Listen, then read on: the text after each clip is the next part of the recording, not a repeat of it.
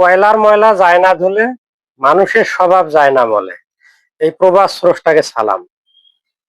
গতকালকের ডাকসু নির্বাচন, অর্থাৎ 9 সেপ্টেম্বরে যে ডাকসু নির্বাচনটা গেল, সকাল থেকে শুরু হয়েছে অভিযোগের পর অভিযোগ, ভোট কারচুপির অভিযোগ, মিছিল মিটিং, মানে একটা বিশৃঙ্খল অবস্থা।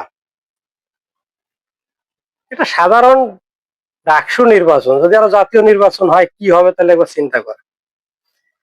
স্বপ্নবাজ এবং আশাবাদী মানুষ চিন্তা করেছিল 24 জুলাইয়ের গণঅভ্যুত্থানের পর হয়তো একটা সুন্দর সহনশীল মানুষ সমাজ পাবে, কিন্তু আগের পুরনো অভ্যাসগুলো কয়েক গুণ বেশি হয়ে ফিরে এসেছে, যেটা ডাকসু নির্বাচনে প্রমাণিত হলো।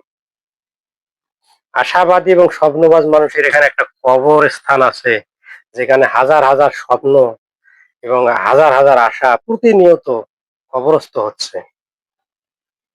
চলুক, আমাদের স্বভাব এভাবেই চলুক, আমরা এভাবেই চলতে থাকি, আমাদের কৃষ্টি কালচার এটাই হোক, এভাবেই চলুক। তরুণ প্রজন্ম আরো এভাবেই চলতেছে, তাদের ভেতরেও কোনো চেঞ্জ দেখা যাচ্ছে না। জয় হোক বাঙালি সংস্কৃতির, জয় হোক বাংলার মানুষের।